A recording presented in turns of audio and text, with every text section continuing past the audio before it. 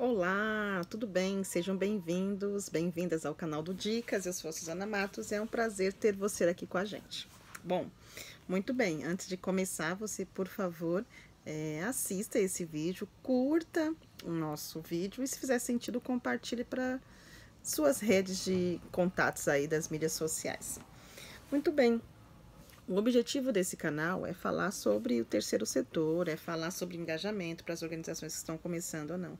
Agora, inevitável que ao falar sobre assunto, a gente vai debater com algumas questões que são sociais, algumas situações que são da sociedade, classificada como minoritária e classificada como aquelas que sofrem algum tipo de preconceito ou de racismo.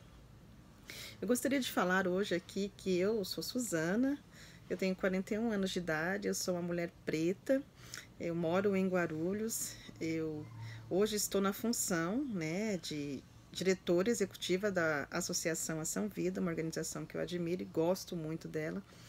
E também me considero e sou uma empreendedora social. Eu atuo há mais de 10 anos na área da assistência social, exatamente cerca de 16 anos eu estou atuando na área social. E durante esse período eu procurei, claro, me qualificar, estudar, compreender, como estou fazendo isso até hoje.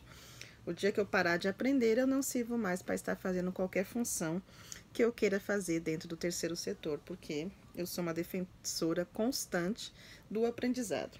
Até porque já falei sobre isso, sobre a formação continuada aqui no terceiro setor, é fundamental. Mas muito bem, por que eu estou fazendo essa introdução toda? Por ser uma mulher preta, sempre que eu chego em alguns lugares, os olhares são sempre os mesmos, né? Os olhares, às vezes, de tipo incompreensão ou tipo de questionamento, né? E quando eu estou dizendo algum lugar, eu estou dizendo de relacionamento terceiro setor. De questionamento em relação à minha posição e postura dentro do terceiro setor e da função que eu estou atualmente. Não é novidade de saber que a gente vive numa sociedade racista e onde esse racismo ele é estrutural, né? Apesar da gente viver numa sociedade em que mais de 56% da população do Brasil ela é negra, né? A gente ainda vive questões raciais muito fortes mesmo, né? Que não deveria existir porque quando a gente está falando de raça, a gente deve se referir à raça humana e não uma raça específica, assim, com um tipo de preconceito. E eu estou defendendo aqui a questão negra, mas existem outros tipos de racismo também. Mas é o mais evidente, até porque nós temos mais de 400 anos de história. O Brasil foi o último país a abolir a escravidão, e a gente sabe que isso foi abolido de uma maneira muito iniciativa do Brasil, né, que não foi, a gente sabe muito bem disso, mas foram problemas de guerra, de relacionamento com os governos europeus. Mas, enfim, por que eu estou dizendo isso? Porque numa sociedade extremamente racista, além de ter esse racismo contra o negro, a gente ainda tem um preconceito ainda muito grande contra a mulher e contra a mulher negra, contra a mulher preta. Né? Então a gente sofre, eu digo mulher, você se for mulher negra que se identifica, a gente sofre para a gente comprovar e ter que provar todos os dias de que a gente é qualificado para aquela função. Né? Então, por onde quer que eu vá, por exemplo, o que acontece às vezes, já aconteceram comigo algumas vezes, de eu participar de algumas reuniões e estar representando a organização que eu faço parte. Né? Eu não sou diretoria estatutária, mas sou diretoria executiva. E ao chegar sempre em algumas reuniões, as pessoas perguntam, olha, quem é o representante da determinada organização? E eu estou lá, já disse no começo que eu era representante, eu levanto e falo, sou Suzana. E aí todo mundo, às vezes, já aconteceram situações de, ficar com cara tipo, você. E a gente percebe nas entrelinhas que existem algumas conotações de preconceito, de racismo. Né? Injúria racial, que seja o que for, né? Em alguns casos não fica explícito, muito claro, mas a gente consegue perceber. E eu não estou de maneira alguma me vitimizando, fazendo alguma coisa assim, porque isso pouco me importa. Eu vou e faço o mesmo do trabalho, eu mostro mesmo que tem que ser feito e mostro que eu sei aquilo que eu estou fazendo, entendeu? Mas o que eu estou querendo trazer hoje à discussão é que, por exemplo, vamos pegar como mostra nossa própria região, município onde eu estou inserida, né? uma pesquisa básica e simples, né? Simples que eu fiz, de 50 organizações que a gente tem oficialmente credenciadas aqui em Guarulhos. Se a gente pegar na risca e passar na peneira para ver quantos que tem de liderança negra, talvez nós encontraremos de 3 a 5 mulheres negras diretamente, né, qualificadas e identificadas como negras, que estão atuando dentro da liderança dessas organizações. E quando eu digo liderança, é assim, de cargo de coordenação para cima, coordenação, direção, presidência, enfim.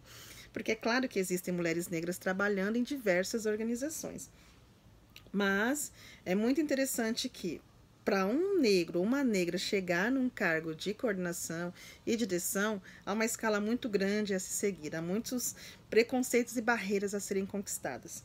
E o que eu quero trazer aqui, a reflexão da gente, é que, infelizmente, dentro do próprio terceiro setor, nós temos esse próprio preconceito entre nós. Então, assim, muita coisa que a gente fala não é, na verdade, o que a gente vive, entendeu? Quando a gente traz esse viés de cidadania, que somos todos um só, que somos todos iguais, e, infelizmente, nem todos compreenderam essa fala ainda e vivem isso ainda. Então, acho que é um momento muito importante a gente aproveitar esse momento de discussão, de fala, e aproveitar esses espaços de fala, né, de mulheres que estão aí na representatividade de algumas posições, e como a Djamila fala, é o lugar de fala, né, mas o lugar de fala não é o lugar, mas é do que se fala, entendeu? E de onde se fala. Então a gente tem que aproveitar as nossas posições para que isso sirva de exemplo para as próprias crianças que estão dentro da organização, no caso, quem atua com criança e adolescente ou com mulheres, entendeu? Que sirva de referência. Eu me lembro que uma vez eu estava atendendo uma família na pandemia e uma família se aproximou de mim e quando eu levantei os olhos, essa família, eu tinha que fazer algumas perguntas e eu perguntei para ela e tinha pergunta lá, qual a sua raça? E aí ela olhou para mim e falou assim, minha raça é igual a sua, é raça negra e eu tenho muito orgulho de ser como você. Eu sou preta igual você, né? Apesar que a nossa raça é raça humana. E aí eu fiquei super feliz e falei assim, caramba, olha que legal, né? Eu estou numa posição que gera uma representatividade para alguém que se identifica e que sente prazer de falar a posição em que está. Resumindo, para esse vídeo não ficar muito longo, o que eu quero instigar hoje aqui é que existem sim mulheres pretas nas lideranças, isso claro em Guarulhos, em São Paulo e no mundo todo, mas elas são poucas, mas elas precisam ser mais evidenciadas e a gente precisa conversar sempre sobre esse assunto em fóruns de debate, em rodas de conversa, em atividades nas escolas, trazendo sempre à tona a importância de mulheres estarem crescendo e se preparando, se qualificando para assumir sim posições de liderança, né? Então nós podemos sim chegar a um momento de alcançar patamares de liderança a partir do momento que oportunidades são dadas de maneira igualitária. Então trabalhe isso na sua organização, porque às vezes sem a gente perceber, a gente está desenvolvendo esse próprio racismo estrutural dentro da organização e a gente não está trabalhando essas questões.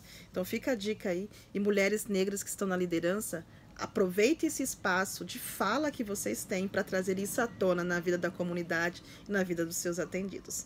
Um grande abraço, até mais, tchau, tchau.